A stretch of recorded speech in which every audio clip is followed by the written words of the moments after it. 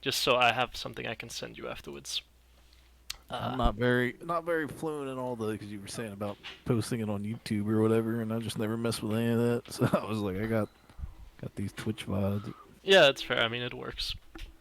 Can do that. I have your Twitch what, but I will just screen share and we can go through some things. But I think also we need to have a quick discussion on what you actually need to, like, which mentality you need to have going into improving. Because I think slamming your head against solo queue for 9 hours a day without having any specific intent of what you're like trying to accomplish or trying to practice is just not gonna be useful, right? I would Yeah, rather you have like just 3 hours or like something like that of focused practice. I think we need to set up like an actual plan for you, something like a schedule of things that you should work on, and we will find the things that you need to work on during this session, right? But mm, the general outline is something that I think we should look into and how to make that happen because you have time to play from what I can tell right now. oh yeah, So now it's just what to work on specifically, right? oh yeah. Um, I Like I said, will screen share. Sorry, go ahead. oh yeah, like I said, like it's just I'm in the awkward thing where I had all the mastery points on this account, so I know there's like it's good to have multiple accounts that way you can spread out your wins and losses and sort of like you win three, you quit, Yeah, lose two, quit. So I mean that's just kind of the I mean, even if you want to autopilot on this account, that is fine, but it is easier mental wise to have two different accounts and have one where you autopilot on and one where you actually play focused. What you can do is if you have a lot of time, have this one be the one you autopilot on if you really care about mastery points. Although yeah. I think we should care a little bit more about LP, Oh yeah, but yeah, yeah. yeah. Um I mean it's like why not both kind of thing. yeah, it's true. But you can play all games on one account. It just means that you have to Mm, dedicate some of them to actually practicing, because that is yeah, what's important here. Like I feel like you are queuing up to queue up, not yeah. actually queue up to try to learn Yeah. something and improve. Yeah, it's more of the gambling thing, like I was saying. Exactly. Like, Yeah. I lose one, oh, I'll just win it back real quick, and then you lose two, and you're like, oh, Yeah. I'll just win those two back real quick. And Yeah. Exactly. Exactly. So I think we need to kind of shift what your intention is here. Um, that is something that you will have to like I can make you aware of it and everything, but at the end of hmm the day, it comes down to how much you're willing to like focus while you play the game. Because playing to improve is a lot more difficult than just queuing up, right? Of course, yeah, it's because you kind have to of constantly think yeah. about what to do better. So, So now, yeah. what were you gonna say?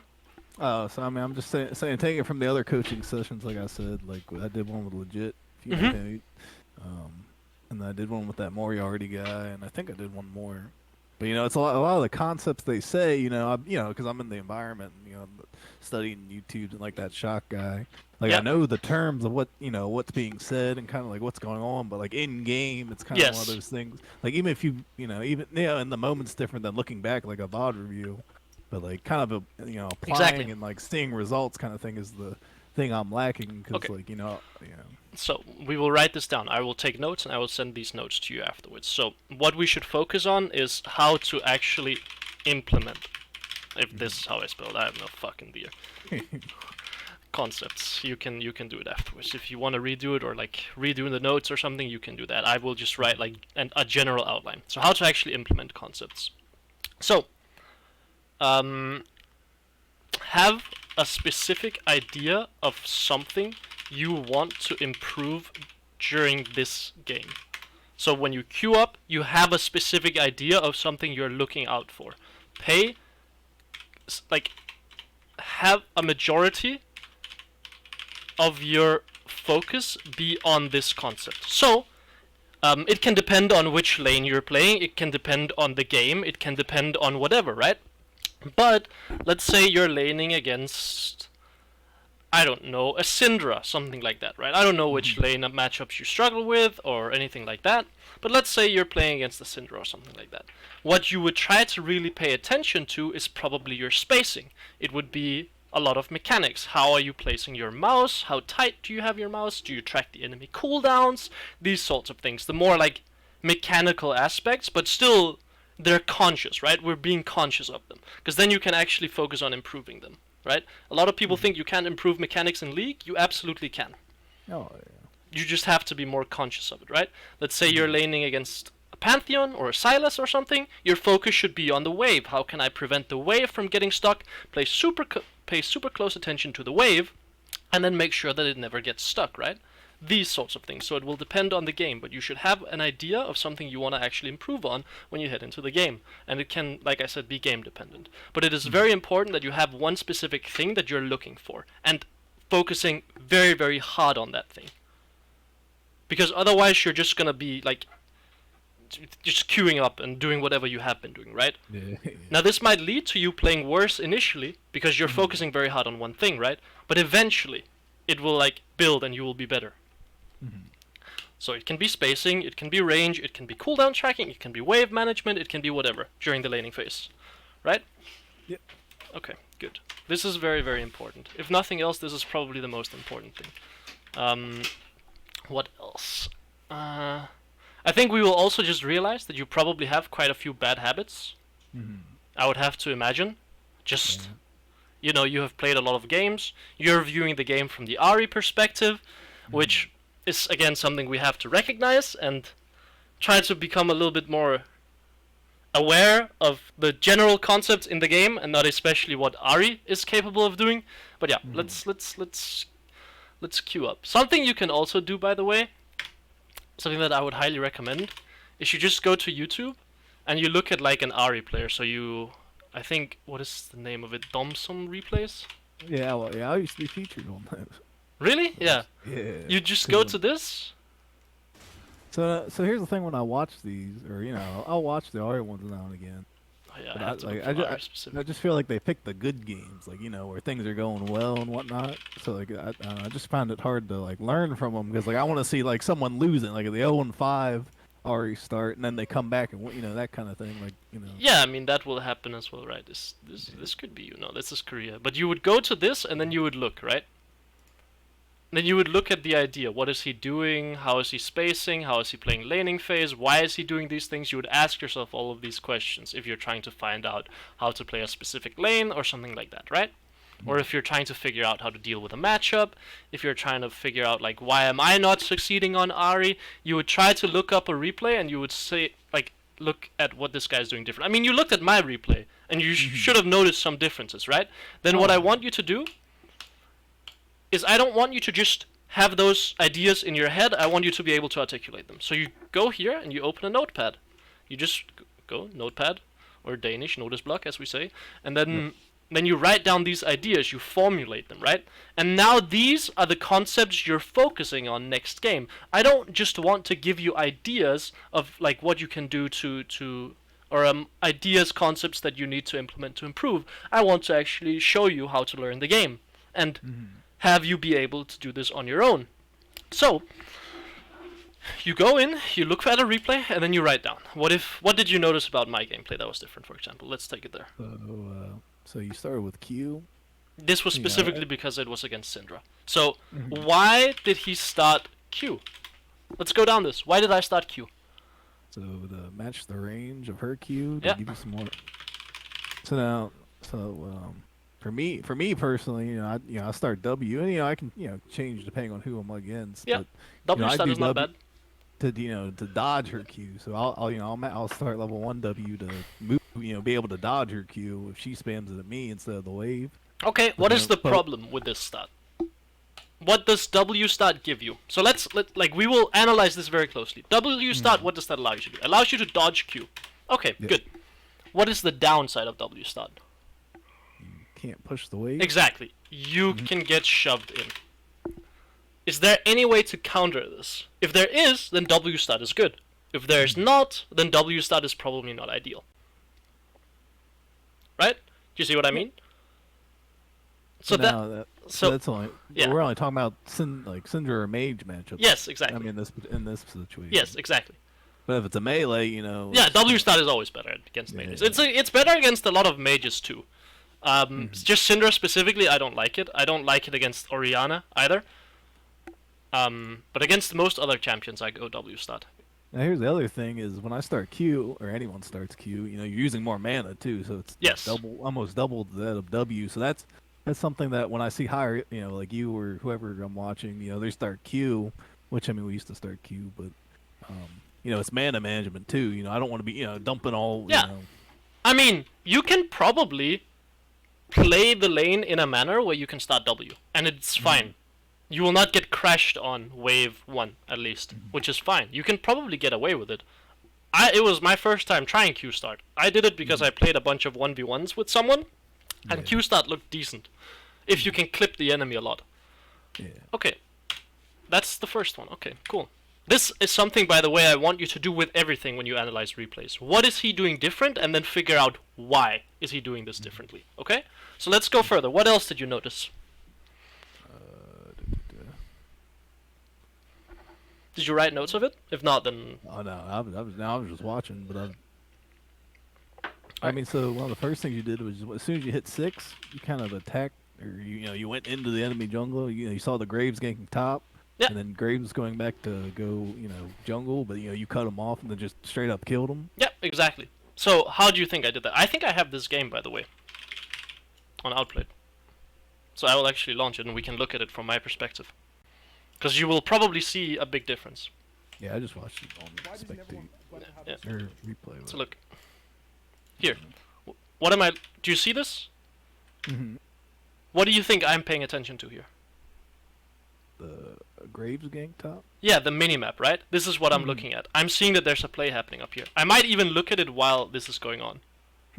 I'm not sure. I don't use F keys. This is why you should use F keys, because then you could look top lane while CSing here.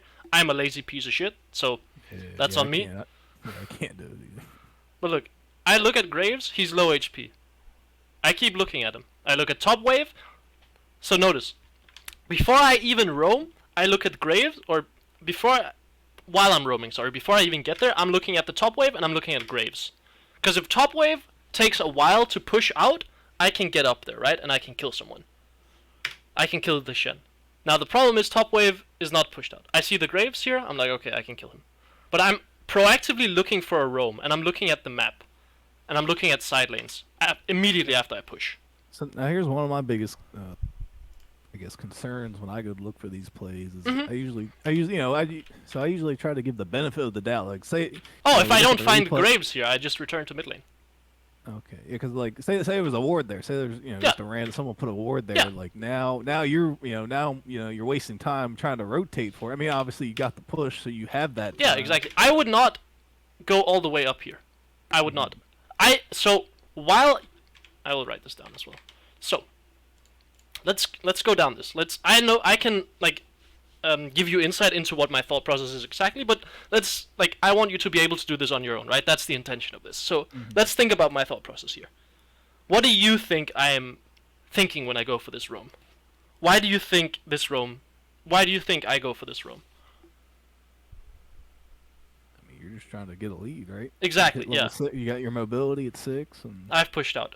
Now, I can tell you, if I get to this point in river, and the roam doesn't look doable, if I cross this area right here, and the roam doesn't look possible top lane, and I don't find the Graves, I'm turning right around and going straight back to mid lane. And I'm just continuing to play lane. I will just cut off the roam. But I don't lose anything by going for this, right? Like, maybe I lose 2 seconds in lane, but that doesn't equate to minions. It equates to push, basically. Yeah, but I can already push. Yeah, because you have time from the moment you crash to the next wave exactly, that comes out of base, which is that. What does this mean? It means keep track of the next wave and notice when they're gonna meet when you go for a risky roam. Right? Yeah. Do you do this? Oh, I mean, so that my last session was legit. He taught me more of that. So you get the, what he told me 4 different things you have when you have he called it a roam timer. So you can either base if you need resources, get an item spike, roam like you're doing, or there's a 4th one. Ward. Get ward. Vision, yeah, ward. So I mean that's what I mean. So I do this when I earn it in the lane itself. But some games if you play someone that's good, or if I'm bad at a matchup like LeBlanc, I might not create this opportunity like you did right here. Yeah, But this is all I like. I want you to just do this and look at replays like this. Mhm.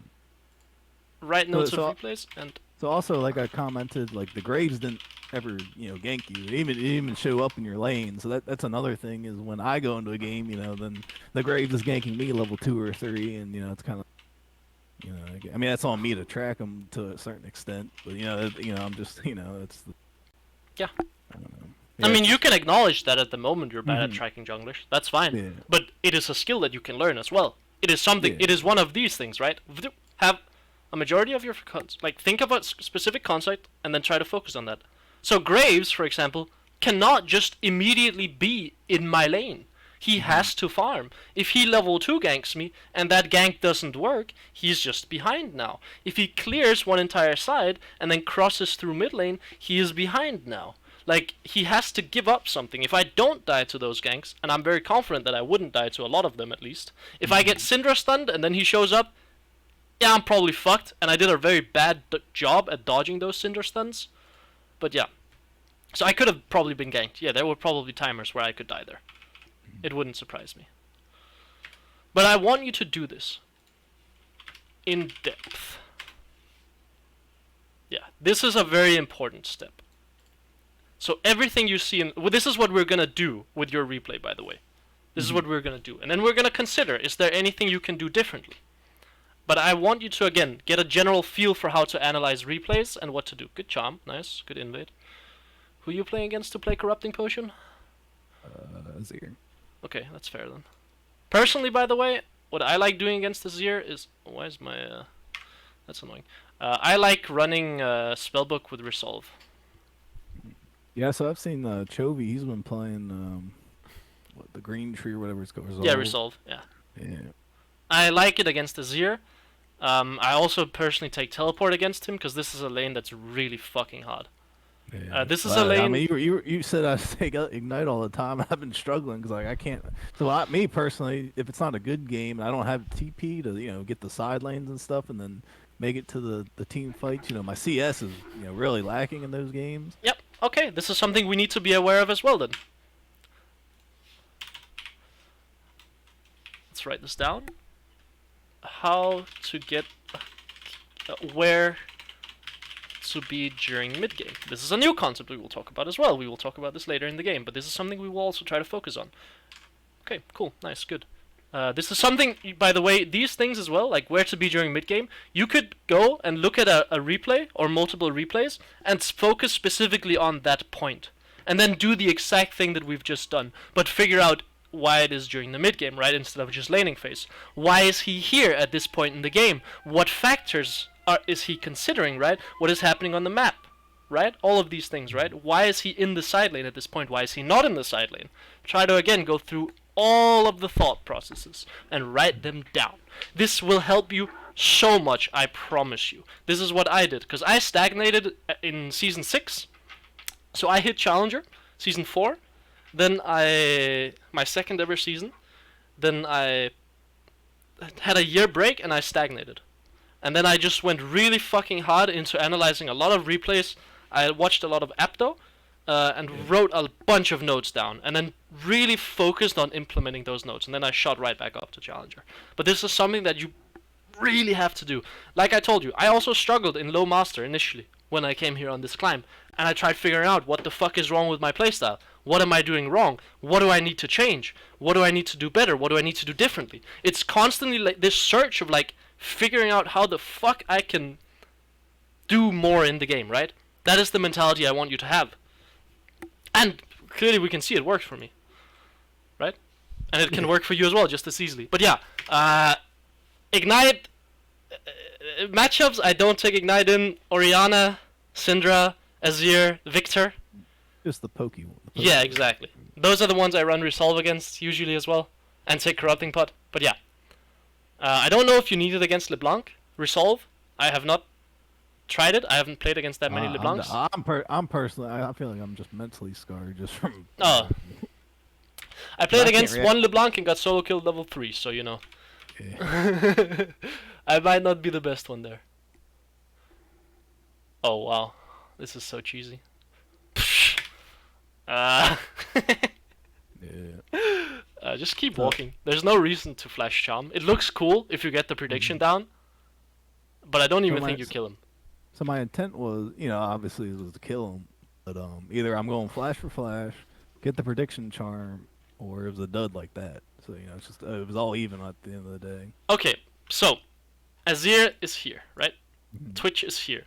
What direction should Azir move? Well, if he moves like this, what happens? He's taking more autos. He takes a lot of damage, right? So he's gonna move like this. Okay. Mhm. What should we do as well? We should move like this then, because eventually he has to like run away from the Twitch probably. So we're gonna reach him at some point with our charm, because he has to run into us. If he runs like this, it's probably the best path for him, because he will take a lot more damage from his Twitch, but he can't die. But here, notice how he's playing it. At this point, you should recognize that you will get to charm once you get to this point, Mhm. before he's out of range. So you get to this Okay. point and you just charm him. So what I would do here is I would not auto attack him, I would just run. You Mhm. might make the mistake of auto attacking him. In this instance, it would be bad because you would give up range against him, right? Yeah. So you run And you here. have and you have to stop too. Exactly. You have to stop to auto. So I would run here, and then I would charm him. I would just go for a Mhm. max range charm. And it's probably gonna hit, because when someone is getting hit, they're usually not trying to dodge, right? When they're Mhm. getting hit, auto attacked by someone. You don't have to flash here to take his flash. You just keep walking. Of course, if you hit this, it looks cool, but he doesn't die. But you can Mhm. take his flash for free. Or he drops to like this HP and he can't lane anymore if you hit the charm. Or he Yeah. even dies. He probably dies if you hit that charm. Not if you hit the flash charm because he's too far away. But yeah. This is still a fine spot though. It's still perfectly winnable. Now, a side note, thinking about your gameplay and then mine, Hmm. I mean, besides the autopiloting, I guess it's what's the word? It's the poise, I should say, to not do that. Like the adrenaline. You want to hit that Yes. flash charm and Yes. make an educated thing. So like, what is it? The pros like double lift. I remember watching a video saying like the pros and high elo play take skill shots that are 70%, 80% likely to hit.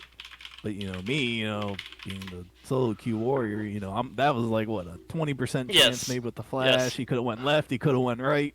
So it's just kind of getting that poise to say like, Yes. sometimes I do it and sometimes I don't. But to be able to do it, This is you know, something you can become aware of. mhm, By the way, this is again something you would focus on. You would focus more on being disciplined with your skill shots. This is something you can go into a game and say, this game, I will focus more on how to aim my skill shots better or how to be more disciplined with my cooldowns. Right? So we can write this as a concept. Be more disciplined. I fucking Jesus Christ can't spell shit, but but now we here's will a just. here's a roadblock for myself when I get into these concepts is how do you debate? Because when I was taught different ways, how do you debate throwing a skill shot quickly? You only have sometimes milliseconds to get it out before they flash away or something. Yeah. Compared to like how you just described it, like if I would have taken the extra second or two just to walk up and then get a better angle, get a better distance, kind of like between knowing how much time I have before he's out of range versus like speed versus accuracy, I guess. Mm, And it's obviously situational, but like to be in that state of mind. you would probably. You know what I'm getting at. Uh, what do you mean specifically? Like whether or not? Because sometimes, yeah, you don't have time to think about the decision, and you just have to Like go so, for like it, right? Yes. so like this Sometimes play, it would be I too made late. it. Yeah, Yes. so I tried to make this play quick when it could have been more methodical. Yes. Okay. You know what? So, um, you, what I would recommend, usually being methodical will net you more results. Like it will net you more positive things than being super quick. But you will miss out on certain opportunities.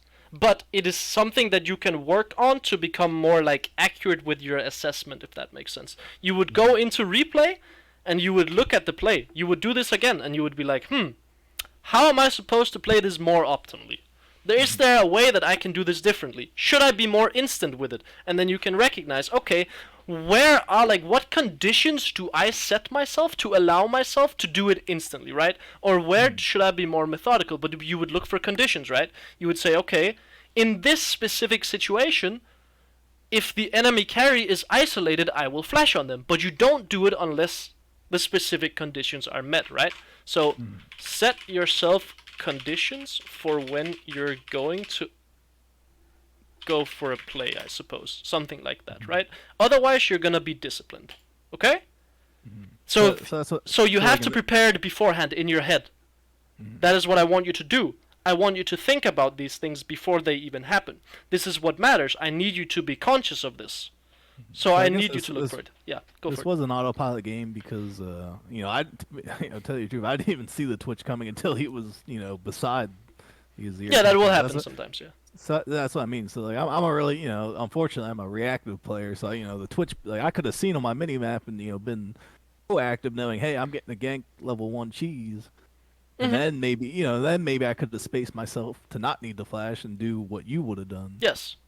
Per se. But you say, unfortunately, I'm a reactive player. This is something that we can change. This is something you're aware of the problem. Let's think about how to improve it or how to get better, right? Let's think about how do we change this.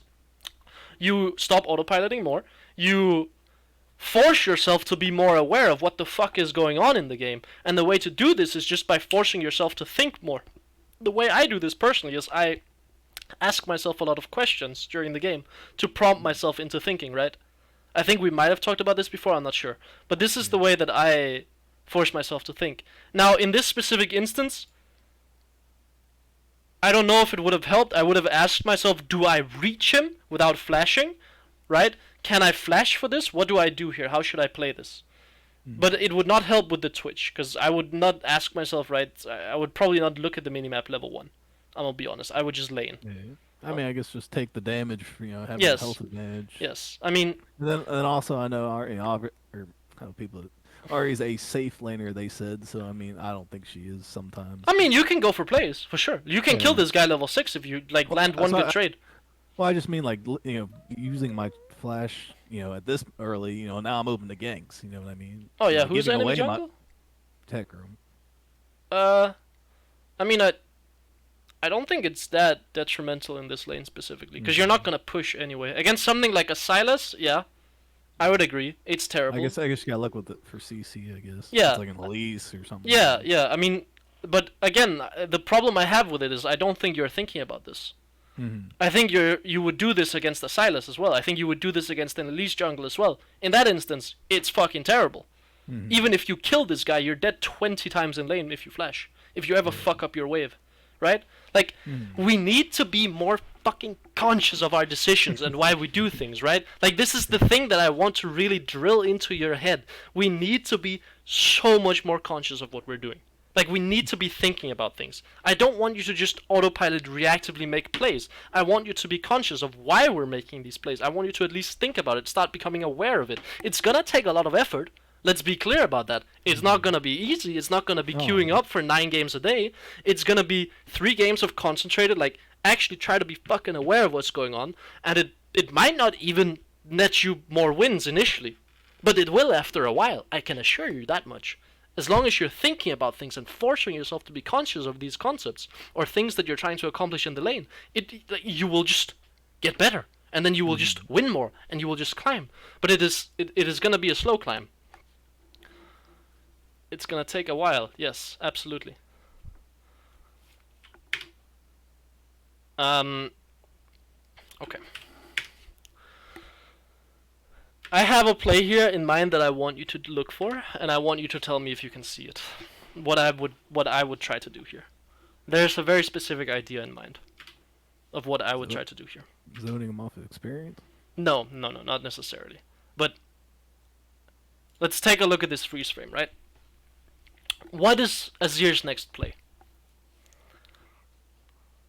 Next play? What does he want to do next? I'm sure get to level 2 and then... No, much more simple. Right now, what does he want to do? Safe far? He wants to go for this minion. It's very, very basic, right? He wants to CS this. That is his next play, right? It is last hit this minion. How does he get to this minion? Soldier. He walks here, right? Like, we're very, very basic. I want you to think very basic, because everything in League can be broken down into one character walking into a position and then using a spell, right? Or doing something in that position. Everything can be broken down into this. Okay, cool. Azir wants to walk here and last it. He wants to walk here, place a soldier, and CS this minion. So what do we do as a response? What do we need to do? What is our next play? First thing, let's think about this. What do we have any minions we need to CS soon? Yeah, this one, right? Probably. Okay.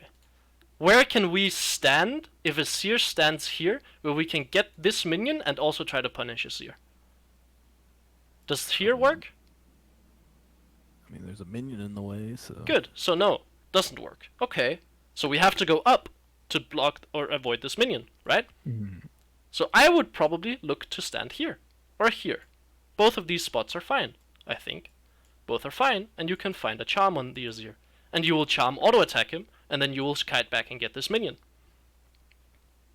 That is the play I would go for. Sorry? So then what happens if he goes for one of those handshakes, where he attacks me instead of going for the CS? Well played to him. It's a good play by him. You will lose this amount of HP, and he will lose this amount of HP. It is still a winning trade, but it is good play by him then. You will, worst case, trade even, but you can get your damage out faster than he will get his damage out, so you will have an advantageous trade. Yeah. So that's something when I watch higher elo players like Faker or whoever, they'll take those trades, level 1, level 2, even with Ahri, because I'm looking for the Ahri gameplay, but they'll be milking autos, every auto, and going down to half HP. Yeah. And obviously Ahri gets the 9 CS, health advantage or health back or whatever. Yes. So but, we can think about this as well. Yeah. So it's just being, just putting myself down at that half level, mentality where I'm at half HP, but I got him to half HP, and kind of, you know what I mean, like kind of like understanding that I won't die, but I'm kind of trying to wiggle an advantage kind of thing. Yes. I mean, the things to consider is it depends on matchup again, but against most champions, if played correctly, Ahri will get her damage out before the enemy gets their damage out, because your combo is very fast, and you're usually CCing them. But Ahri's combo or Ahri's damage comes out in like 1 second, right? That means if both of you go to this HP, actually probably not that low HP, because he can get his QW out quickly. But your large trades comes out faster than his. But this HP, you're winning. You're winning at this HP. Because if you hit a charm, he dies. Now, if he gets 2 combos on you or 3 combos on you, you lose. But you have to be confident that within that time you can find a play. Right? If you're against Fizz, this changes. Why? Because Fizz gets his damage out before you get your damage out. So then if both of you drop to this HP, you are now losing against Fizz. Because he will one-shot you before you one-shot him, right? Yeah.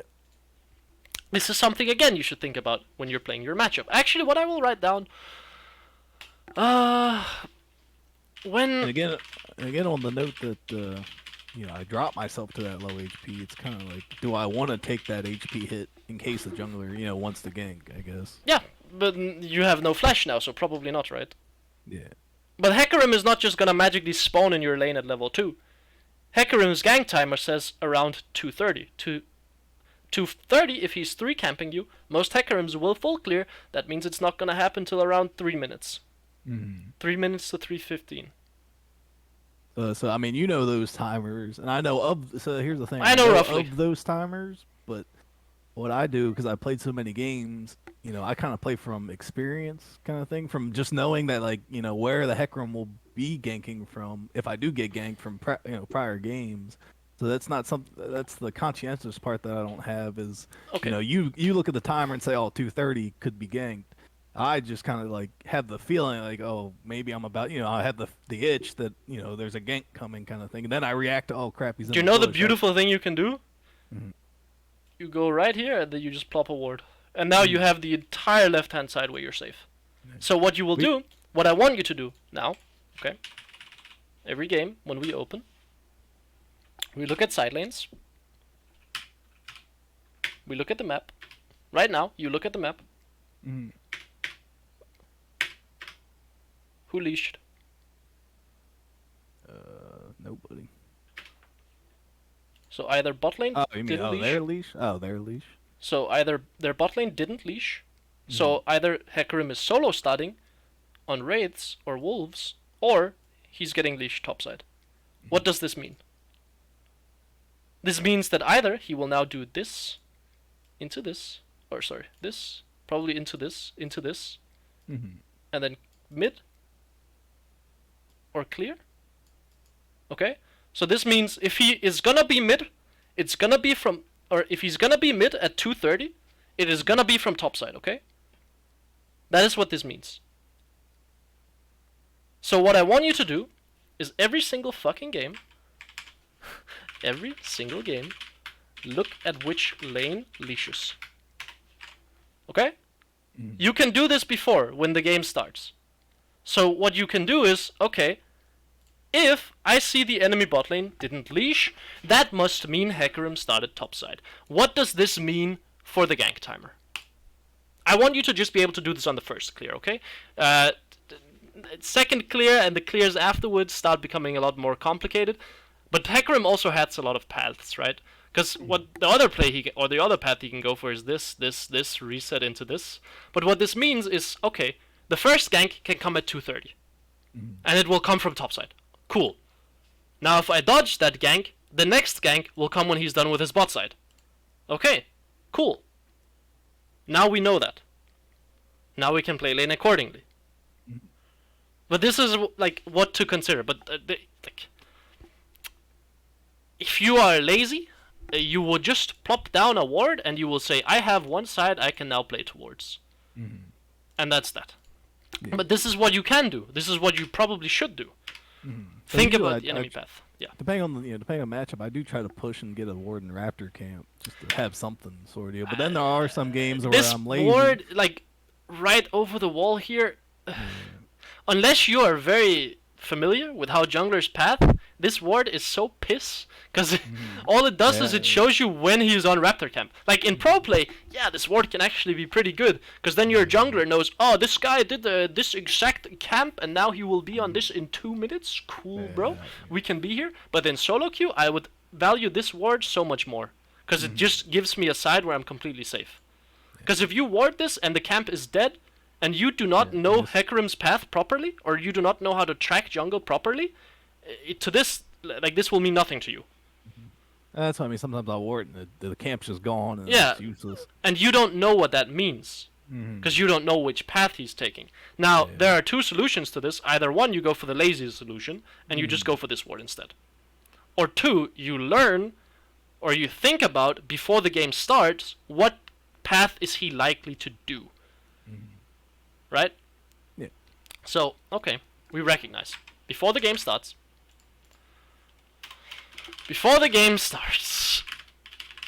recognize what type of jungler the enemy has. So, is it a full clear jungler?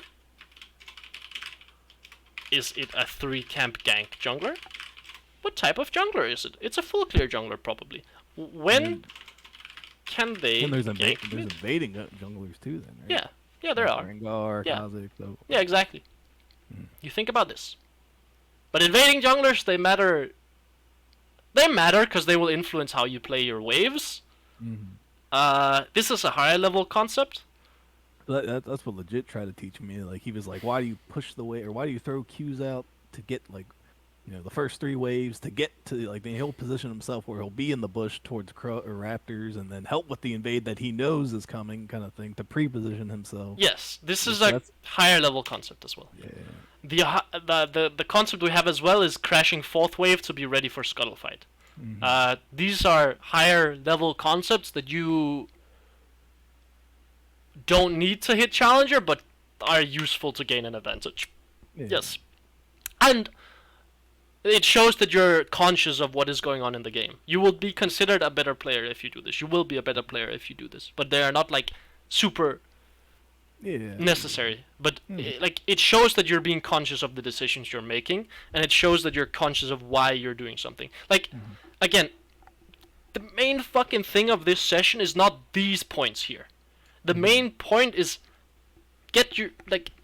make yourself aware of why we should do something, or if we should do something. Like, make yourself conscious of the decisions you're making, right? And think about it. Because here, this is just pure autopilot. Positioning downwards pure autopilot as well. Why?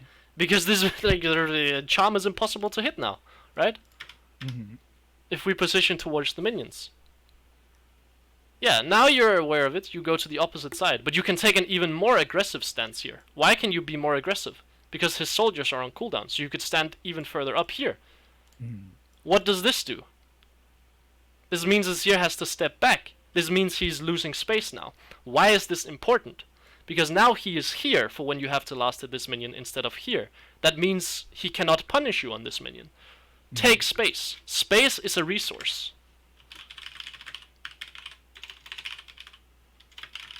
Space is a resource. Does that make sense to you?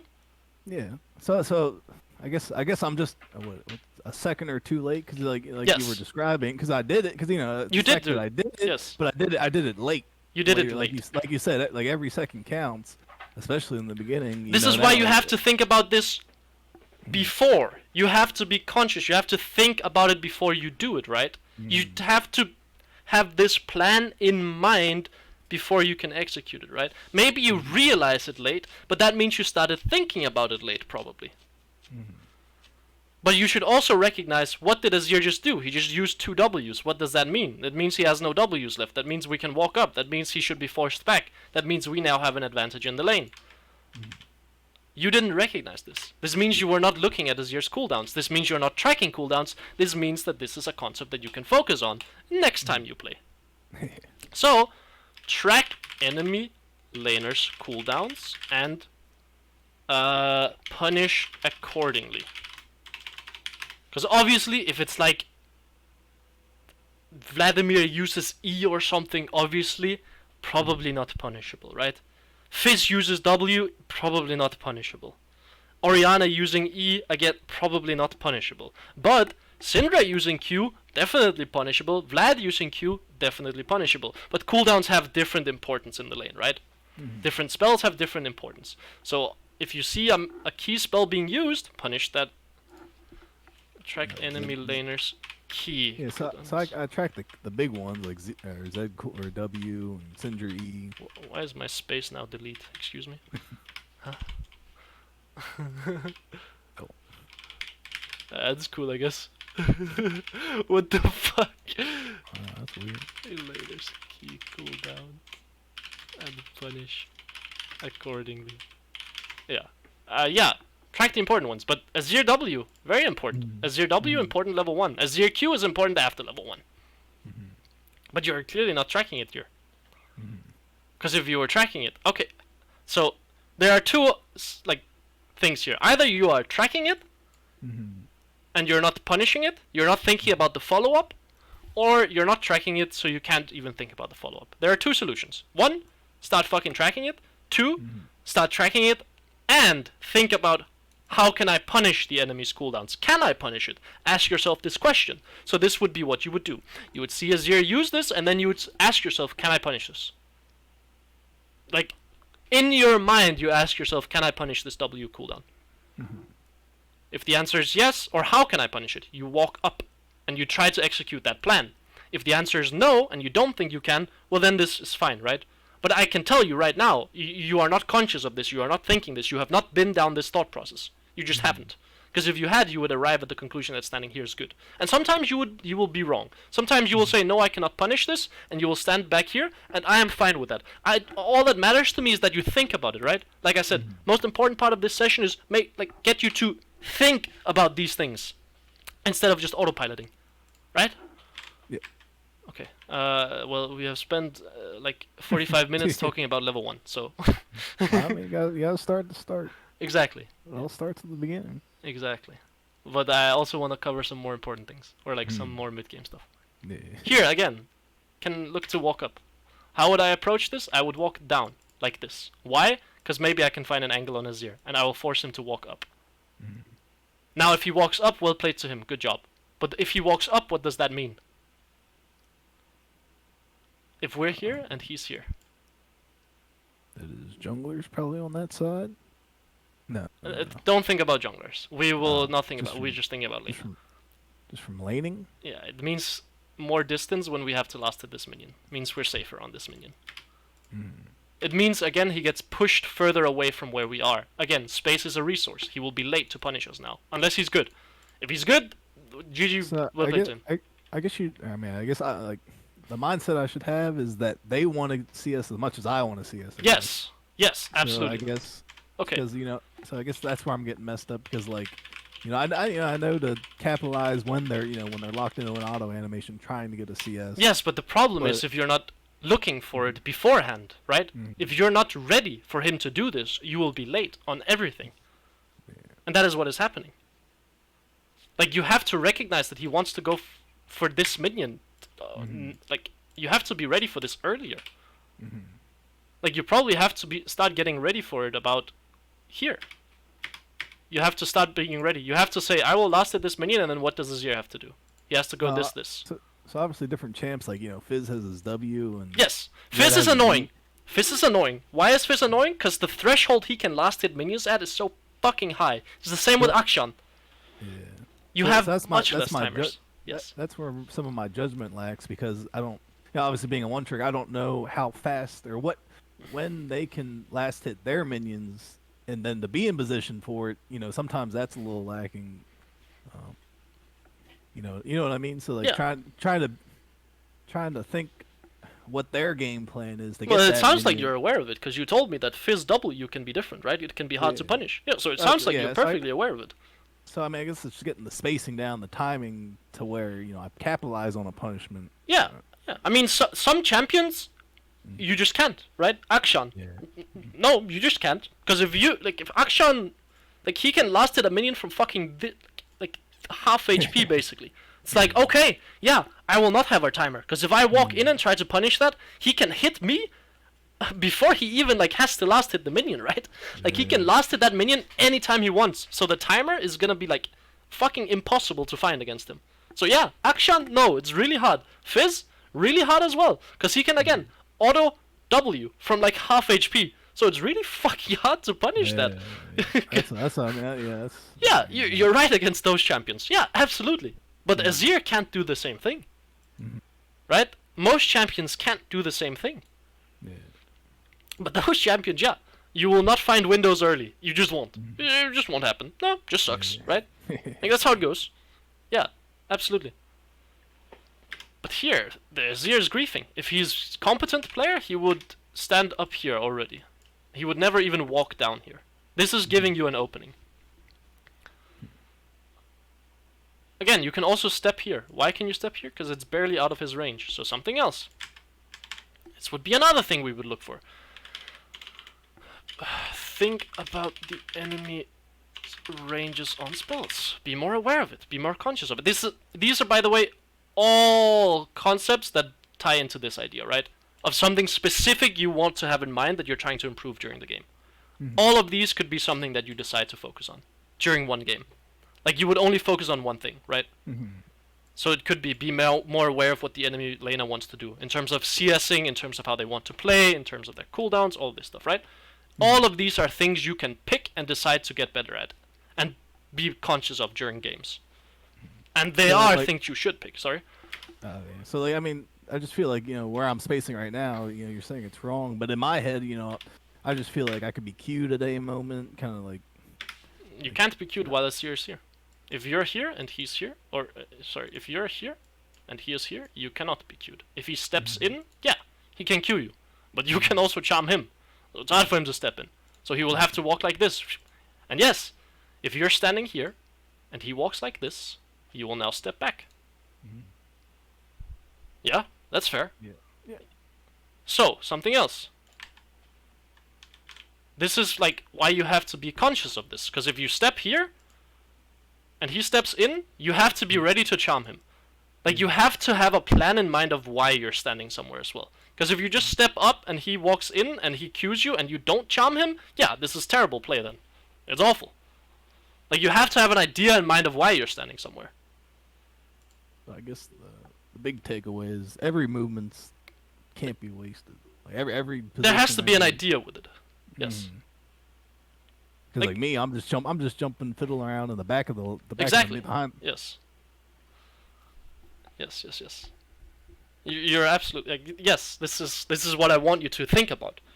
This is what I want you to become conscious of. This is what I want you to analyze on your Now, own as well. is there any moments where doing what I'm doing is ever the correct answer, or is it the lazy answer? Uh, I'm gonna assume what you mean by doing what I'm doing is Like, I mean, standing back and being passive. yeah, Uh, because obviously I have the option to do that. wh- Obviously, it's uh, not the the correct uh, hmm. The correct play would be to stand just barely outside of the Azir range. Standing this far away is never the correct play, probably, unless you No, know the jungler's mid. And then I know you too. You can bait out things by standing at the range. Yes. I sidestep at the range, and then when they think I'm about to walk forward, I move back and Yes.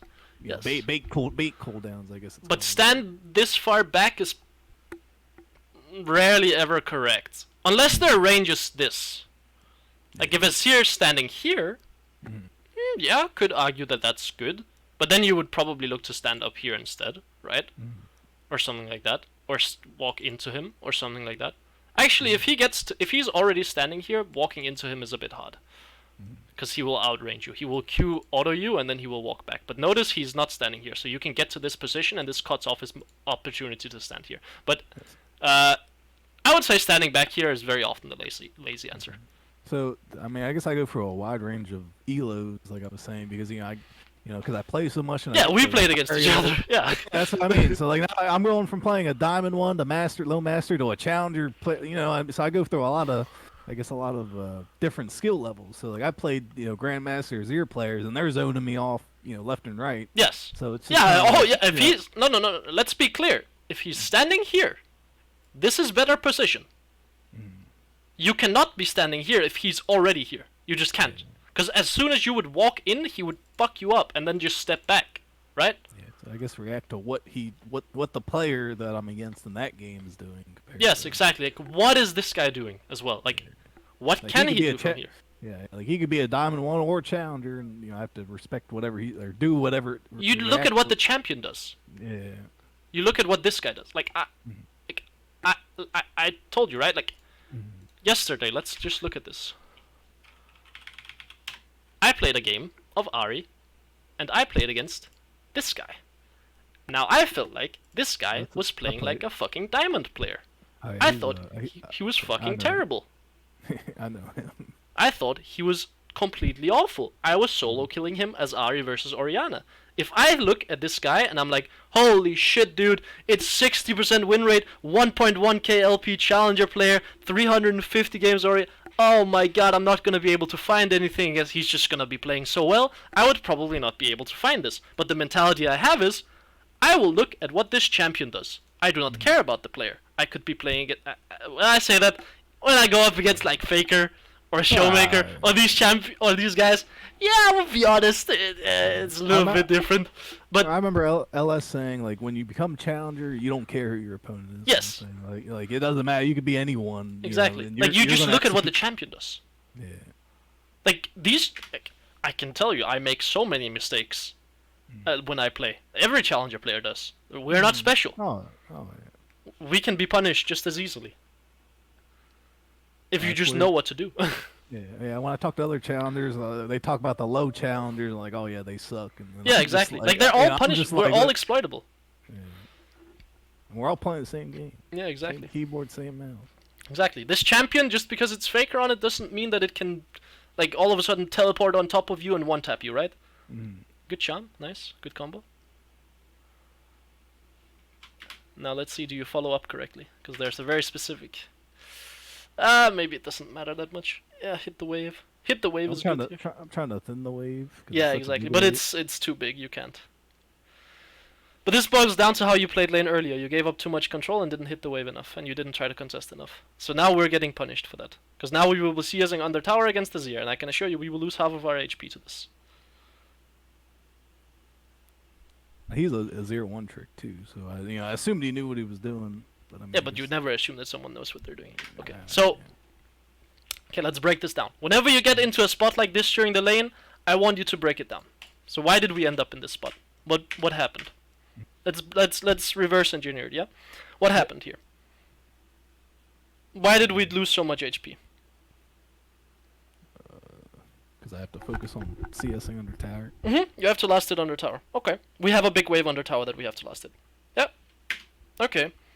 So we take a lot of damage because we have a big wave under tower that we need to last hit. Is there any way we can prevent that from happening? Is there any way that we can, like, make sure that we don't get a massive wave stacked onto us? Match his autos when he autos a minion. And Yes. Look, be more aware of what is happening with the wave is one solution, right? Already here, you should be aware of this wave is stacking up. Okay. Now ask yourself, is there a way that I can stop this from happening? Is there a way that I can do anything to reduce this, like, size of this wave? There's an answer. Yeah. move to the left and Q it.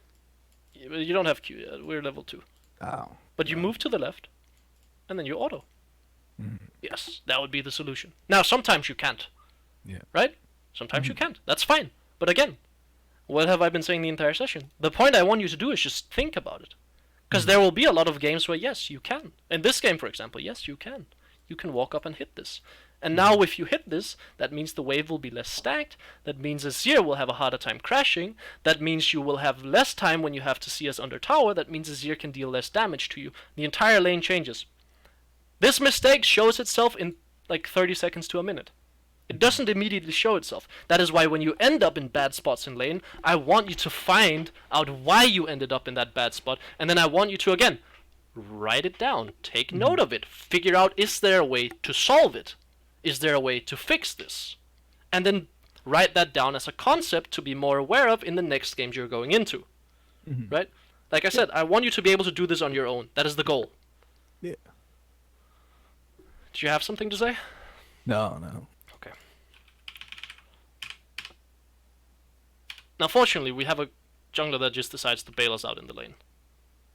So, fucking lovely. But you should not be happy with how you played this lane. This guy should not be happy with how he just used his spells either. But it works. Okay. Let's ask ourselves, is there a cleaner way to play this? I think the kill on Azir, you cannot play any cleaner. I think you played about as cleanly as you could. Is there a cleaner way to play the follow-up, though?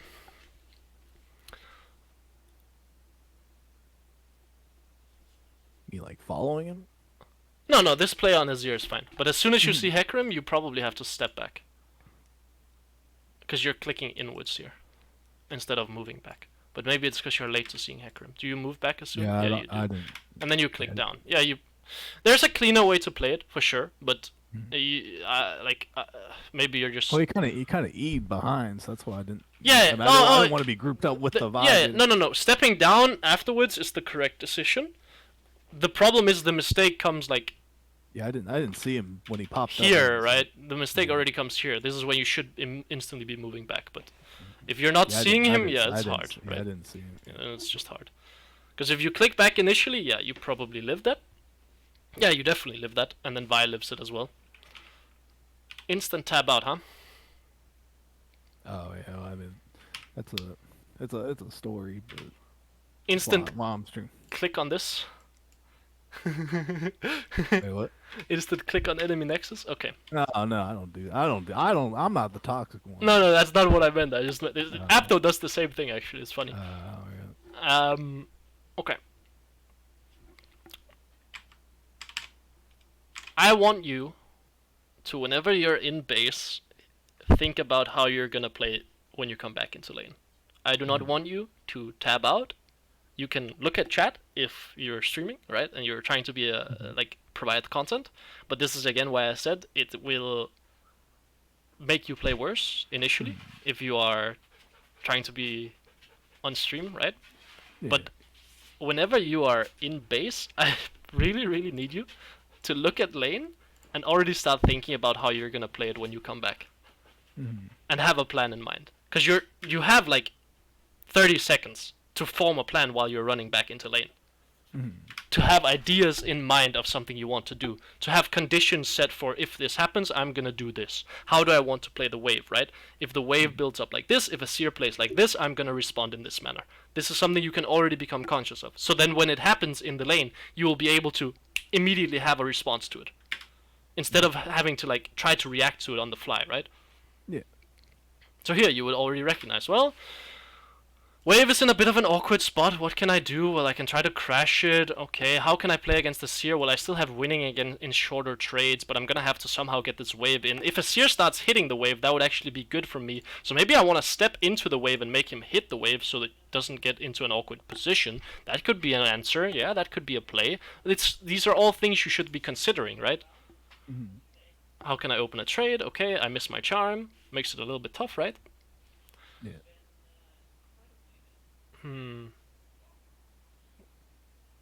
Yeah, it gets hard here.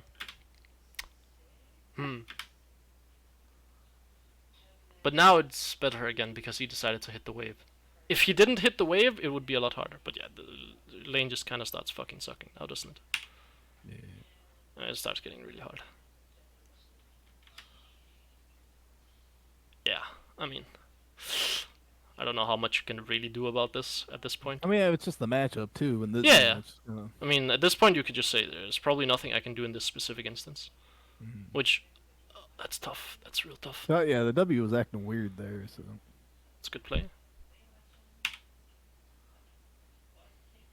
So the W should have went to. I mean, It's because you autoed it, but yeah. Yeah. But that's a good charm. So here you can no longer follow up. He is out of range. He now has to opt back into what he wants to do. So the play is over. So now you can step back, or you can step to the left. You can start focusing on your original plan again. You can no longer catch him. Now it is up to him. If he wants to keep trading, he will walk into you. But you don't no longer have any spells either. So you should disengage the trade. You should just be happy with the chunk. Because now you lose all of your HP.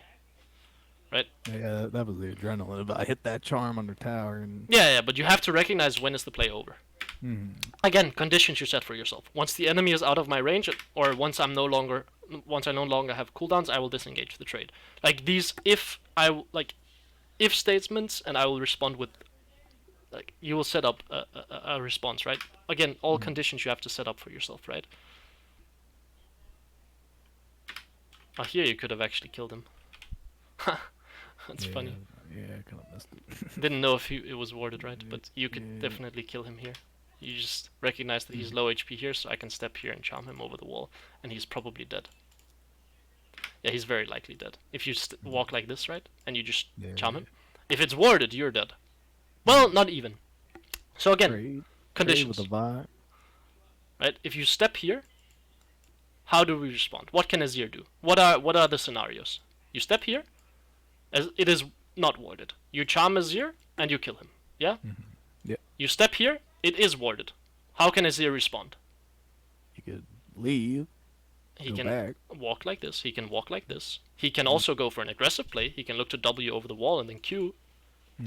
Yeah? Those are all things that we have to be ready for, right? All things we have to be aware of that can happen. And I know his flash because it's the same as mine. Yeah? But he cannot QE you, because if you're ready for a QE, you will charm him out of that E. Against some champions, you would not be able to walk here, because they would kill you, right? Let me think of a champion. LeBlanc, Zed. LeBlanc, you can, if you're ready for it, you can E her out of the W as well, but you have to be, like, again, ready for it. If you're not ready for it, you cannot go for this play. Zed, yeah, you can't go for this play. You will die. If it's warded. So we don't go for that play against Zed, right? Silas, you can probably do it if you space it correctly and you charm him out of the chains. But again, very hard to do, or very hard play to make. So this is another thing Syndra, I you was can't. talking- Sorry. Yeah, go So for it. this is another thing I was talking to you about was like right now I'm 0-1. I don't know what our CS is. Maybe about even. He might probably have a Pretty little bit bad, but yeah. more. Well, I mean, whatever I have, you know, we're all bad down here. But anyway, like, you know, I'm playing it game by game. So like, if we're, you know, even in CS, I'm down 1 death. I just missed that. Yeah, exactly. You have to be but- ready for it. Yeah. But it's the fact that, like, say, like, you know, what if I died there? Now I'm 0-2.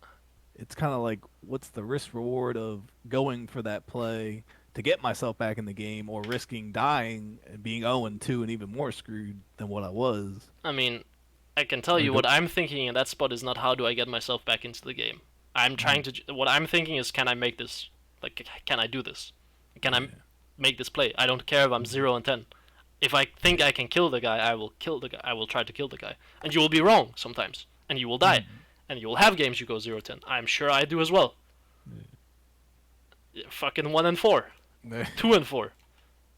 I can keep looking probably. 3 and So, I mean, 9, obviously, it's a game of averages, 3 and 5, obviously, but oh, nice fairy charm. 9 deaths. Oh yeah, this was because I got griefed in the game. This guy win traded, so I bought a lot of fairy jumps. Alright. But like, yeah, you will be wrong sometimes. 2 and 7, right? Like, Well, Faker just won 1-8 against Cat Evolve the other day. exactly, 7 and 8. You will have times where you fuck it up and you're wrong about what you think you can do. That is okay. That is fine. But you need to look for it. You need to like actually try. You need to think about this. You need to look for the plays. You don't need to like. You shouldn't think, I'm 0-2, I will just play passive, I can't do anything else in the game. No, you should think, like, your score shouldn't matter. It should be, can I kill this guy? Of course it matters, because it matters how much damage you have and all of that stuff. But it shouldn't impact whether or not you go for a play or not. It should be you go for this play because you think you can, like, it's possible to win, like, to go for the play. Your scoreline doesn't matter in that regard. Yeah. Unless your team is hard winning and you think a play is 50-50, then, you know, probably don't go for it. If your bot lane is like 10 and 0 and you're thinking, oh, maybe I can solo kill this guy if I mechanically outplay him and go for the craziest play of my life. Yeah. Well, like I'm getting at, I'm not the ego player.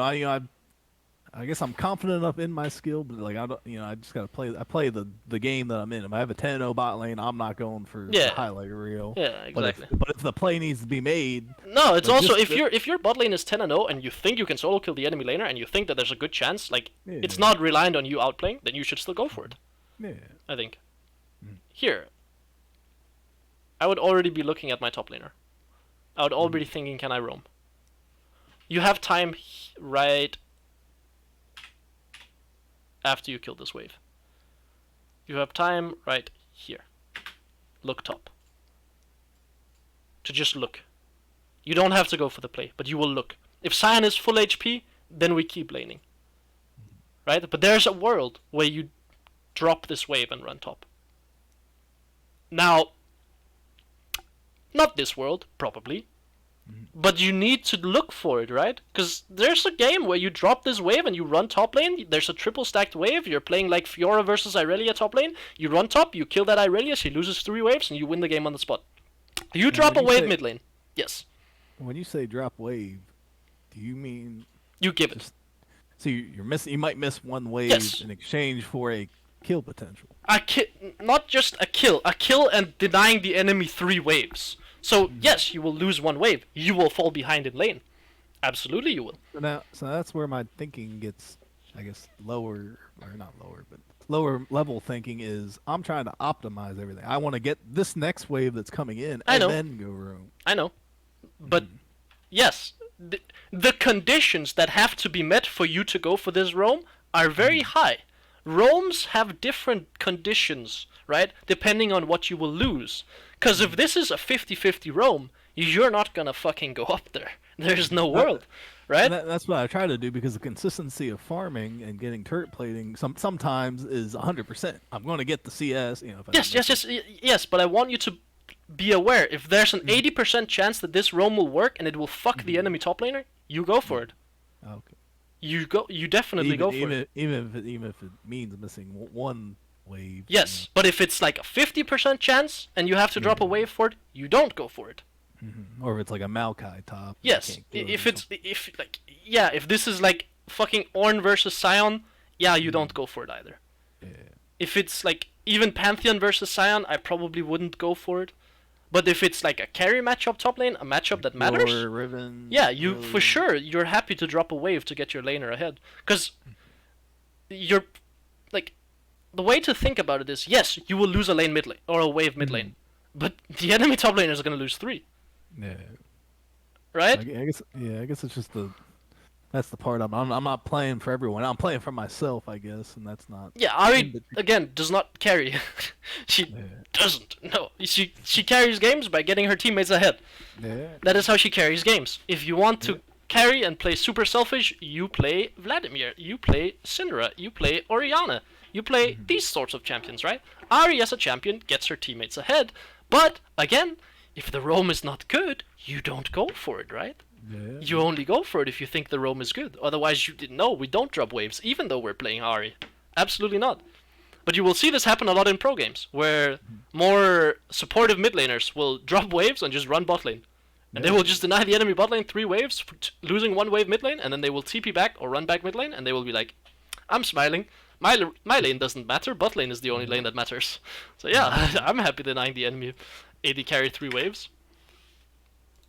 But yeah, That's just playing the win con then, right? exactly. Just depending on who you're going to. Yeah, exactly. But I would at least look top lane.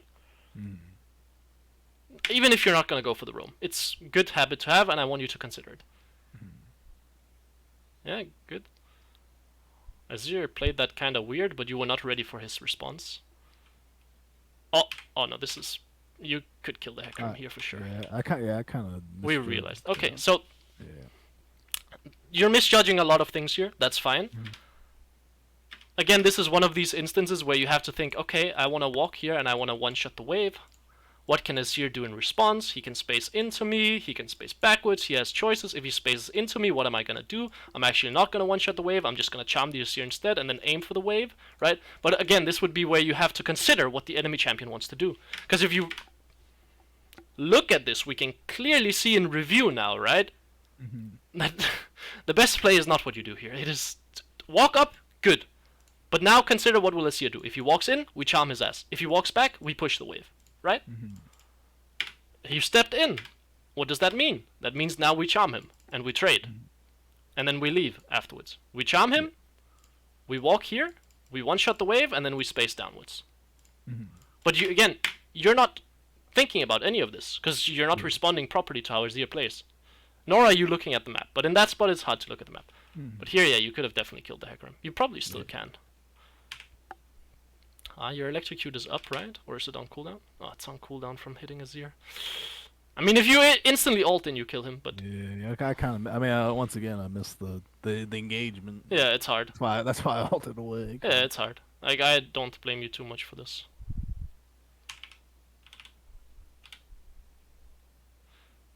Oh, this is tough. We're in a really shit spot now. Because we're no ult, Azir has ult, Azir has flash. Like, this is like getting solo kill territory. We're entering into here. Do you get solo killed here? Yeah, you probably do. This is where you just have to reset and just be sad, I think. Unless you are very confident in your ability to outplay this, but I don't think you have mana to outplay. I can't believe he's letting you do this. Yeah, just reset. That's good. Maybe he's scared of Ahri because you have a pink ward in that bush. Or Vi, sorry, not Ahri. Yeah, push the wave. If you do not look at side lanes after you push this wave, I'm fist fighting.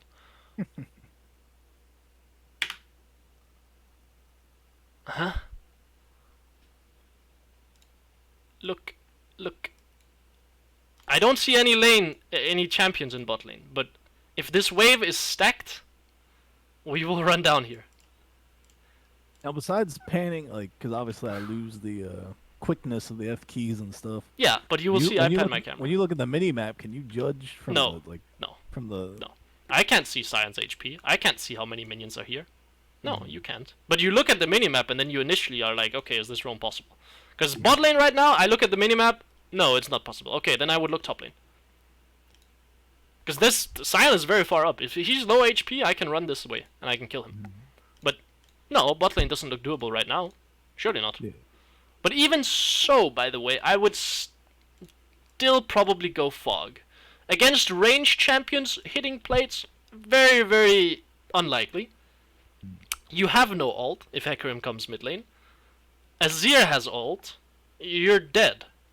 Hitting this tower when Azir is alive, not good.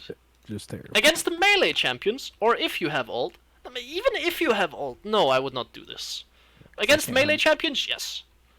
Because they can't. I can't 100 to 0 even if I hit everything. Ideally. No. I mean, it's more so you will walk here, you will hit the fucking tower, and he will slap the shit out of you, and you can't trade back because he's sitting basically at his tier 2. You can't trade back with that. Melee champions, it's easier because if you stand here, they have to be this far back, and you can harass them under tower. But ranged champions are so hard to harass under tower, just due to the nature, right? They have range. I'm surprised he's not slapping the shit out of you here, by the way. I would be. If I'm playing Azir here, I will happily drop 1 or 2 minions to take, like, this much of your HP. Happily. Just to make sure that you can't play anymore. Because Azir will whittle you down. His goal should be whittle you down slowly till you can no longer do anything in the lane. I'm shocked he doesn't hit you here. Like, absolutely fucking appalled, actually, is the word I would use here. This is terrible by him. And we're still not looking at side lanes. It's a bit of a disaster. Damn, that's crazy. And we could have been top lane right now, killing this guy. He was probably dead. We would lose maybe 3 minions to kill the Scion. That sucks. Okay. Push out or after. When you don't need to CS/trade with the enemy champion, look at the map and consider roams. Whenever you consider a roam, pan your whenever your camera over, because you're not even thinking about roaming here. It feels like that's the problem. You need to think about how to roam. That is how Ahri functions as a champion, right? You have to pan your camera over. Now you might not go for this top lane roam. You might decide it's a bad roam. I'm fine with that. Again, I need you to understand, I am fine if you decide to not go for a play, but I need you to at least consider if you're going to go for the play and be conscious of the fact that there might be a play here. Because you're just playing League of Legends to get carried, it feels like, at this point. Like, it's actually, you're right, you're gambling. It's like, I will queue up, maybe my jungler goes 10-0, maybe he doesn't, maybe the enemy is here has brain damage and I will solo kill him 8 times in lane, but it's not like I'm making a conscious effort to do it. I will just queue up and see what happens. Right? Like, that is what it feels like when I'm watching this. That is what we need to fix. Oh, shit. Now I just have a C on my screen. Yeah, you look at bot lane! Good. But you don't look while you roam. Okay, this is another important concept.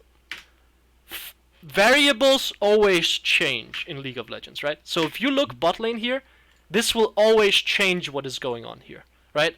These players' movement will change. Your laner's movement will change. So while you are going somewhere, you pan down, you press spacebar, you pan down again, you press spacebar, you pan down again, to make sure you have newest information available on what the fuck is going on in this lane. Because if these guys click in this roam, good. If these guys take this damage, roam, good. But you will not see this if you're not looking here. Yeah, panning down right now, the roam might not look possible. It might look like you will be late, although I think this roam is for sure doable, by the way.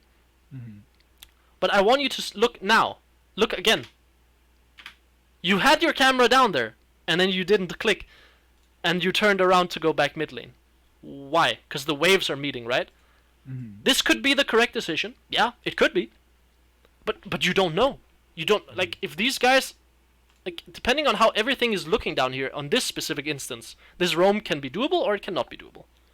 But you just immediately assume that it's not doable. But you're not giving yourself the best odds of making the best decision. Right? So while you're roaming somewhere, continue to look and then decide at the last possible moment if the roam is possible or not. And here you might be right. The roam might not be doable because of how your teammates are spacing. But you make the decision before they even show their spacing like that, by the way. Huh? What did this guy just do? Oh my god. Ew. He's actually solo killable. The Azir. Look at how he played this.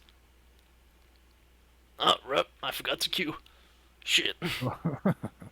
He's solo killable now, actually. I would start thinking about how can I kill this guy now.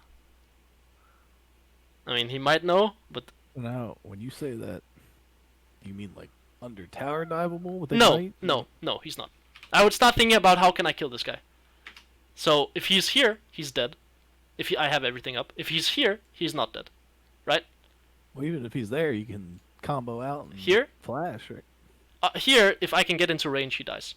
If he's here and I'm here, he dies. If he's here and I'm here, he doesn't die, right? Yeah, yeah. If he's here and I'm here, he doesn't die. But I would start thinking about where does he need to be for me to kill him. Yeah, because I mean, I look at that, I don't even see a kill. Yeah, I mean, if he plays competently and he sits back here, there is no kill. But he might fuck up, and if he fucks up, I want to be ready. Right? I'm not losing anything like preparing for this, like thinking about it, right? But on the off chance that he fucks up, I'm killing him.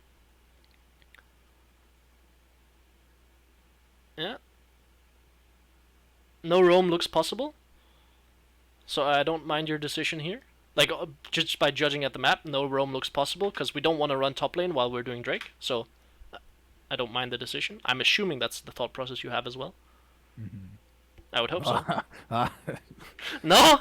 After rewatching, I mean, Shit. anything goes. Recall. Why not look at bot lane? Just look. Just pan camera. Before you decide to recall, pan your camera to side lanes. Please. Like, the recall could be the correct decision. But the bot lane could also be correct decision. Top lane could also be correct decision. Because you had quite a lot of HP and quite a lot of mana. So you could have kept on playing even after going for a roam. Yeah, push wave. We look top lane. Azir's top. Okay, Pantheon ults out. We go for the play. Holy shit. Do we make this happen? We make some magic happen? You flash out, huh? Is there a cleaner way to play this? We look at this in review. We can insta-ult, get bonus damage off, instant, right? We could ignite early, yeah. All decisions that we could make. Ult down, I think that's best ult. Flash, probably fine. Ult to the side, good dodge. We could play it cleaner. We could play it to get a kill as well. And then we walk back in and die. Okay. So a couple of ways to play this cleaner, right? First one is ult to get damage. So you would actually just ult now. Just ult on the spot here. Your ult will be up again in time to redirect your Q. In case this guy flashes or does something, right? Or in case he dashes. So ult, instant. You get, like, it's not that much damage, but it matters here. There will be instances where it matters. So here you would have like a little bit more damage, and then you would kill him with the second ult. Or the third ult. And you would kill him. Or even flash back in. Yeah, exactly. Him, and then ult out. Yeah. No, ult out. Here... 40 damage on Hecarim doesn't really matter. It's not worth to stay here with your W. Just run away. You're out of this fight until your charm is back. You can walk down, and then wait till your charm comes back up, and then you can look for a combo. Right? But be aware of what your spells are and what you can actually do. Because... yeah, obviously don't walk back into the Hecarim. You're not doing anything without your charm. We should probably skip into like later into the game. See if there's some interesting stuff going on. Because we wanted to be more aware of side lanes as well, right? That was something to be aware of. Having high CS numbers. Where to be in the game. So let's look at more mid-game stuff. I feel like we have covered quite a lot of early game stuff.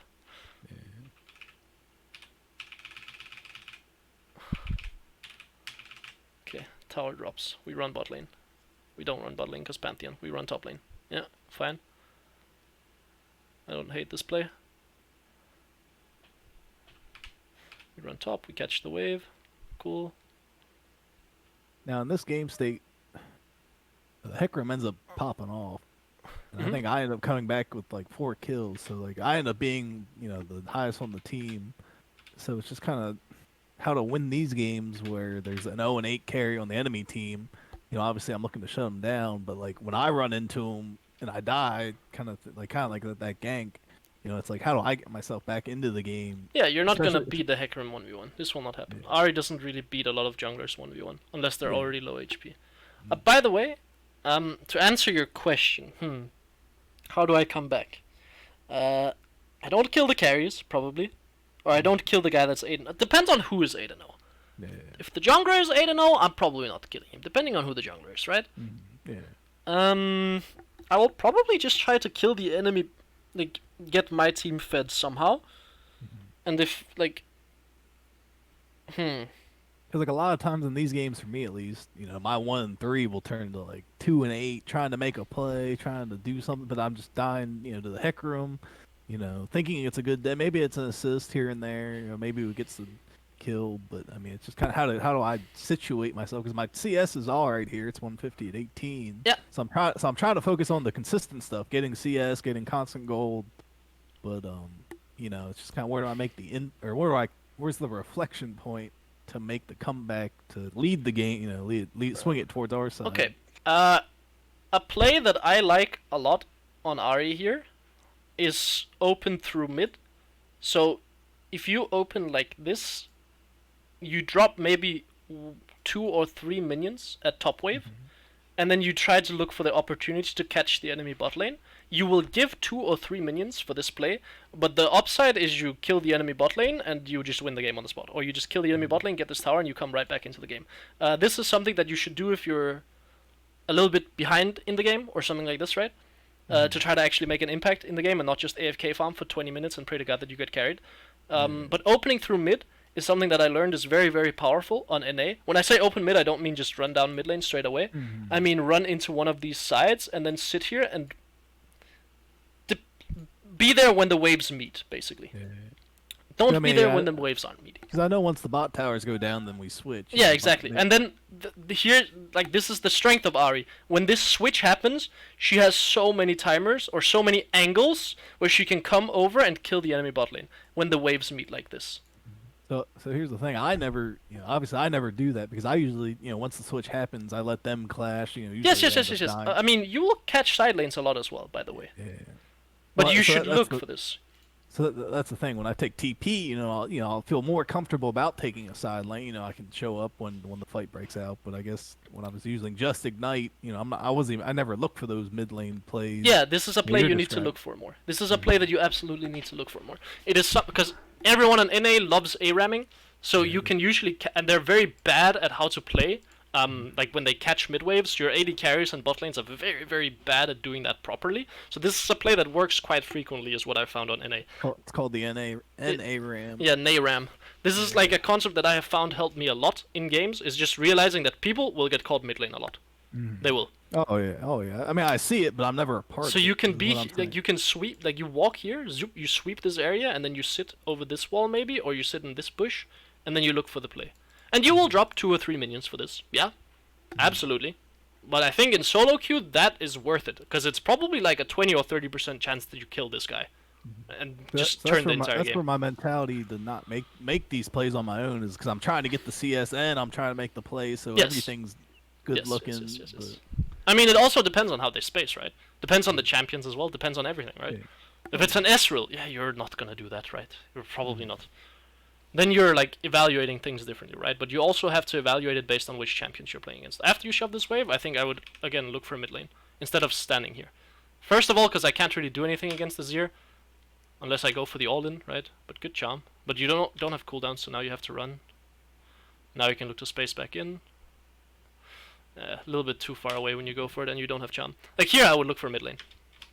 After this play, I would look for mid lane. I would be like, okay, I'm not gonna do anything up here, or I would go like this, zoop, loop around to try to catch him, something like this, right? Get a different angle. Yeah, exactly, because we're not killing him straight from the front. But you have to look to go into fog and like play around fog a lot as Ahri. This is how the champion works. Now warding is the thing too. Like, how do I just kind of like? I mean, I'll take a sweeper. Sweeper's good at this But point. how do you kind of judge from respecting, like, say you walk say I don't know how many plays you make where you walk over a ward after watching the replay, you were on a ward, but the roam kind of works because the enemy didn't see you coming, or they Oh, I don't look at replays in that regard. I only look at like this point of view. I only look at my own point of view. But so my point is, for me to make that play where I'm just walking through the river to go help make a roam play, but then me in my head I'm like, oh, there must be a ward here. That's They why you have they sweeper. See me. But that's also why you look at what the enemy laner moves. If you walk here and the Seraphine inexplicably just walks back, yeah, probably warded. The play won't work. Go back. But it's probably always worth it in solo queue to drop 1 or 2 minions to look for a play that, or look for one of these picks, because it's solo queue. There's a very high likelihood that they will work. In pro play, probably different, right? Yeah. Your criteria is different because people play more safe and people are less likely to get caught. But in solo queue, absolutely, I would look for these plays so often. I mean, they could be just like me. Yeah, just you would be kinda- bot lane as well here, by the way. You would be in time to make this, like, impact this. It's all about, like, how can I impact? Like, at the end of the day, what is gonna change the game? You getting an item 1 minute later, or you killing the enemy bot lane, right? Like, this is the way to look at it. Like, whether you get your Shadow Flame at 26 minutes or 27 minutes doesn't really matter. But you being at fights and denying the enemy bot lane matters. Like, the enemy AD carry completing their item 2 or 3 minutes later matters a lot more than you completing your item 1 or 2 minutes later. Because AD carries are just broken in that regard, right? Their items Yeah. like multiply in power, right? Because of crit. That's how it works. Yeah. It's just how it works. It's just how the champions work. That's just how items work. 4 item Caitlyn. Yeah, exactly. Like this is just how it works. Yeah, and now we're inexplicably on mid lane. It's good. Like we get the wave, I guess, but why? How did we end up here? We ran bot lane. Why did we run mid lane then? We looked for the play, but no one is showing mid lane. I would just go for another wave bot lane here, because I don't think I can do anything mid lane here. So I have TP, so I see. Let me think. Yeah. Even you have ignite, but okay. What you do is you look here. Can I impact this play? Like every single time you look somewhere, you're like, can I actually impact this? Mm-hmm. So you would pan your camera up here. You would say, like, first of all, let's write it down. Whenever you consider moving to a fight, ask yourself, where is the fight moving? It's first question. Mm-hmm. So you pan your camera over again, and you look at this, and you're like, where's the fight moving? If it's moving this way, what does that mean? He's regrouping. No, that Retreat? means you're... Does that mean, like, where's the fight moving? It's moving in this direction, okay. Can I make it to where the fight is moving to? If the fight is moving this way? Absolutely fucking not. You do not make it there. Okay, cool. So we just don't go then. If a fight is moving away from us, it is very unlikely we will get there. Right? Mm-hmm. Like, we have to consider where the fight is moving and where it's gonna be before we decide if we're roaming. Now, the last question you ask yourself is... Can I make an impact in this fight? Because obviously, if you're like... Let's say your ult is on full cooldown or something like this, then yeah, you're probably not gonna do anything in the fight. Or if the fight is just already over before you get there. Like, you're not gonna move there in time, right? You're not gonna move there to do anything. I would stay bot lane here, because I don't think I can make it to a top lane play. The argument for not staying bot lane in this specific instance would be enemy team can start Baron. If that is what you're thinking, then yes. I would say, sure. Move towards mid lane, and then make sure you cut off this play. You don't think that is what you were thinking? I don't even know what I'm thinking. I was trying to get the bot wave, and then I was trying to get the mid waves. What I was doing, I think. Yeah. If it's because you think they can do Baron, then fair. I will take that argument. That's cool. That's respectable then. But I think otherwise, stay bot lane. What happens here? You run straight mid lane. The problem is, why do we run mid lane? So I mean, at this point in the game, that I think you can see on the tab, Hecarim's like 16-1. Mhm. So now Yeah. I was at a loss at this point in time. I mean, for this game in particular. Yeah, they got Baron as well. They got Baron because you died mid. So funnily enough, because you made the wrong decision, you died and enemy team got Baron. That's tough. Because you were not thinking about where you need to be. Mm-hmm.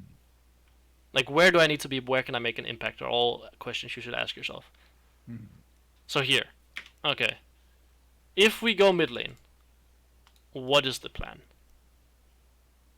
It would be to push the wave and contest this. But this is already going to be gone by the time we get there. Right? Like, this Drake is gone. There's no fucking world we're contesting that. Okay. And not bother trying to steal it, I guess. So, again, we set ourselves conditions for when we go for these plays, right? Mm-hmm. This is very important. If the wave is just barely coming out now, and you're gonna be here, let's say on this Wraith camp, by the time the waves meet, and you can catch someone as they're killing that wave, I will allow it. Good play. Yes, very good. If this wave is dead by the time you get to this spot, bad play, because now the enemy just walks away, right? Mm-hmm. So, we consider when the waves are gonna meet. This is very important. Because I can tell you, this wave is gonna be dead by the time you get here, and Azir will be long gone, right? So I can tell you the better play would instead be to go top lane, and try to push this. Like, you have to be, when you look for this mid lane play, you have to be there on the timer when the wave meets. Otherwise, this play is not gonna work. It's just how it goes. That is the condition we have set ourselves to make this play happen. Okay? Alright. Yeah, good. Because now we're just running around clueless. Not doing anything. And dying. It feels bad. Because, I mean, I don't know if I tried to steal it or what, but Yeah, I mean, I think don't try to steal a dragon as Ahri. I think that would, unless it's Soul and it's game deciding, or it's Elder or something like that, then sure, it's fair. So we go mid lane here. We try to contest Drake, but we're on our own. We look for the play. This is fine. We're not trying to commit. Oh, that sucks. Yeah, now we just leave. The fight is over. Is it over? Oh, it's not over. There's probably a way to play this cleaner. It could charm on the YQ or something like this. But then you would have to be ready for it. You would have to look at the map and you would have to mentally prepare. But the YQ doesn't even hit, so yeah, probably not actually. Could Q before you ult, but that's like probably not a lot of things you can do there that changes the outcome. I guess a lot of it I just dove. So I mean, I kind of just dove into them at the end of the day. Looking back, I kind of just jumped into the Azir wall and into the Azir in total. Yeah. I guess I could have played more to my range. So when I was watching you, and then other people, like there's a guy on our server named Lemur and our other RE1 tricks. They play to their ranges for their EQ, from afar. Yes. So like I would EQ over the wall where I'm at. So I wouldn't even ult in like I am. Problem is you don't have E, right? But you would Q over the I'm wall. I'm just saying in team fights in general. Like when I watched you in your game, you EQ, you wait for cooldowns, and you wait for the moment. But me, I'm Hail Mary, Leroy Jenkins. You usually are not the one opening in fights as Ahri, unless you catch them from a flank. You're just playing range at that point, right? Until you find the opening. Until like enemy has used a key spell or something like this, or until like enemy is low HP, or until your teammates jump in, right? Like some condition has to be met for you to be jumping in on Ahri. You're not just jumping in for fun, right? Like something has to happen that makes you jump in. Here, I can kind of understand it, because the condition is he's CC'd and we can one shot. Right? So your teammate is in first, so it's fair. Yeah, I understand this jump in. It is not terrible. Like, as bad as you think it is, the reason it is bad is because your Q comes out late. If you Q instantly, this guy is dead before you, like, jump in, basically, right? So the reason it's bad is because you ult first instead of Q. Like, that is the only reason. Because your Q would, like, one-shot him at max range, right? Because it does both procs instantly. And he would die. So now, when you play team fights, I mean, I don't know, that wasn't a full-blown team fight, but like, how do you keep track of like ultimates that are happening in the chaos of what, like, Hecarim? I'm looking out for certain spells. I am looking out for spells. So this is what I want you to do as well. Okay. During mid game, whenever you leave base, think about how to play fights. Who is my target? Or who are my targets? My targets. Sometimes you might have multiple. How do we win fights? Do we front to back?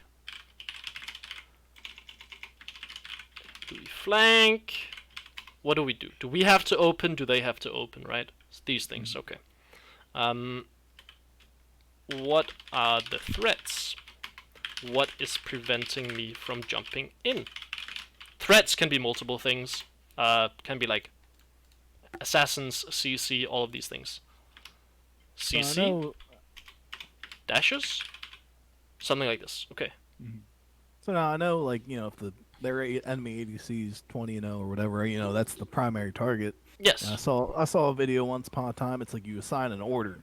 So like the most fed person's a 1, then who's second, the mid laner. It's not necessarily that. There are like.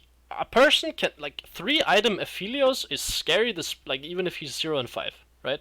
If I can find him, he is my target. But my target in this game is not gonna be Hecarim, I can tell you that much. It is not gonna be that. Ahri's targets are usually not frontline, right? It is usually backline, right? It is not necessarily, like, assign... I guess you can, but usually most, like, if you can find a backliner and one-tap them, that is usually good. Yeah, I mean, so yeah, if it's easy, just get them Yes. out of the way, kind of thing, Yes. then go for that. Yes. But Yes. Yes. I guess But it's yeah, if you can't find them, then you obviously change how you play it. Yeah, I guess assigning numbers is fine then, because it would be like enemy backline is 1, 2, 3 usually, Mhm. and then enemy frontline would be 4, 5. And if you can't find 1, 2, 3, you would go for 4, 5. But Yeah, you would never commit to 4, 5 unless you kill them. yeah. Like you would only throw like spells. Unless someone else is. Yeah, unless someone else is already hitting them. But they would be like, okay, what is preventing me from jumping in to catch Mhm. someone? Is it CC? Because against some team comps, you can just insta jump in, first one in, but it is very rare. Or if hourglass. Kind Yeah, but you can still get caught at the end of your dash animation before you can hourglass. If enemies yeah. good, Oh yeah. if they're good at reacting, right? If they're fast, Mm.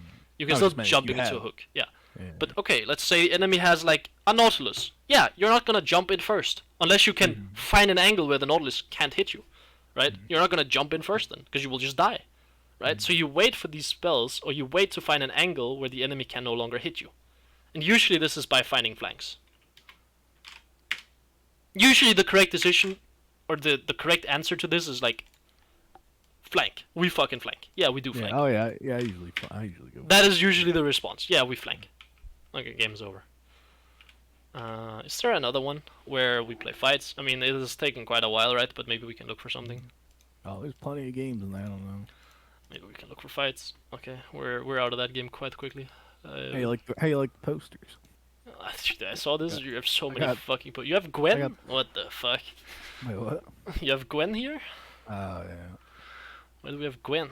I don't know. So they don't make. So I got them from Riot Merch, and they don't make all the wallpapers. And Oh, just I see. all whatever. Uh, I mean, I think that's basically it. We have a lot of notes here. Do you have any questions? So this is just a general thing I wanted to ask you about experience in the lane. Mm-hmm. Like there are times, and I know it's the range. Well, I think I know, but the range from how far you are away from CSing gives you max value of experience. But there'll be times where I'm level 5 and they hit their level 6, ultimate spike. Wait, first. what do you mean Eh, the range from CSing? So you know how they changed it to where like if you CS from far, you know how you get the splash experience, like a minion dies and you're near it, you get experience. But if you're like far away, you don't get the full value. So like say you get What? 50 experience, so like when This you is a kill thing? like I thought experience range is just yeah. but well my Oh, wait, big this my is big not what I mean. Wait, not summoner, champion. There's not a difference, is there? oh, I mean I always assumed there was like say someone's zoning you out and you're near CS that's dying, you get some experience but not No, all you get experience. full. You get full at every time. Yeah. Well, anyway, 16 then units. 16 disregard units. Or 1600 units. that's his award. Yeah, but Oh, there you go. yeah, it's for everything. Okay, well, disregard that. That's old then. But so there's times where I'll have more CS, last hit minions than Oh, this is cool. I my didn't know. opponent. Than my opponent, but they'll be a higher experience than I am. Yeah. So I'll be like, Yeah, half it level- has nothing to do with CS. It has to do with are you there when the minions die? You get CS or you get XP even if you don't CS the minions. Yeah. You don't have to kill the minions to get CS. Like why? How do you think supports get CS or XP? Well, that's my point. How do I have more CS last? Because the fact that I CS it means I was near it. So how did they get more? That guy just missed a lot of minions probably. That could be that could be the answer. He missed a lot of minions. You were there for Well, I less guess he- minion deaths. So I You guess, you could have been taxed by your jungler. Yeah, Like all things that could have yeah. happened. Yeah. Yeah, I mean, that's just one thing that I always see that I'm like half a level down, and I'm just confused. 'Cause, I mean, maybe it's just bad recall timings, and they get more experience exposure. I Yeah, think I- you're. I was always perplexed by it. I think you are focusing on like the 1% or 5% of times this happens, instead of like trying to focus on the more important parts of what matters in the game. You know. Yeah. Again- That's what I mean. So that's why when I was trying to improve, I'm trying to find the small stuff. That's not what you have to find. That's not what Yeah, matters. I'm looking the wrong. What matters is all of the fucking big stuff that you're missing out on, right? What matters is not like the tiny things. Yeah. Alright. Any other questions? Uh, no, I mean, Alright. Well, you have a clear-cut plan of what to do. Again, I will reiterate. Very fucking important that you recognize that this will require active effort for you to actually be able to improve. I can give you all of this, we can talk mhm, about all of this, but if you do not actually try to do any of it, it is irrelevant, right? mhm, At the end of the day, it is all about you picking a concept, picking something you want to improve on, being conscious of this thing while you're heading into the game, and then like practicing it, right? Getting mhm, practice down. What I would recommend is whenever you're heading into a game, you can have sticky notes on your screen or something like this for when you're in mhm, queue, something like this, right? You would have notes. You could have like sticky notes like this, sticky notes, and you could have like these concepts on there. Boom. Where's my sticky note? Is it here? I don't fucking know. Where does it go? Where's my sticky note? mhm. Okay, it's on my other monitor, and that monitor doesn't work. That sucks. But you would have a sticky note, you would copy paste this, and then you would, Mhm. when you're heading into the game, when you're in champion select, you're like, what do I think is gonna matter this game? Which concept do I want to work on? And then you work on it, right? Mhm. Yeah. Okay, this is super important. Like this is the main thing. And again, okay, we write this in all caps because it matters the most. What matters the most is making sure you're thinking and being conscious of your decisions. This is what matters most. There's stop auto piloting. Start thinking. This is what matters as well. This really matters. Have a reason for everything you're doing. Have an idea with what you're trying to do. Think, constantly think during the game. That is, again, what this boils down to. A lot of these things boils down to think during the game, right? Mhm. Try cooldowns. Think. Recognize what type of jungler. Think. Set conditions. Think, right? Be disciplined. Mhm. How can I hit skill shots? Think, right? All of these things come down to forcing yourself to think and get ready for what's happening in the game. A lot of foresight, right? Planning ahead. These things, right? Yeah. As Legend once said, always plan ahead, you know? Love that guy. Met him in Korea on our boot camp. It was fun. Really? Yeah. Alright. Do you have any questions? If not, then we'll just wrap it up here. I think I gotta start. I gotta start with all that. I gotta digest it. I will upload this and send it to you. All right. If you do have any questions,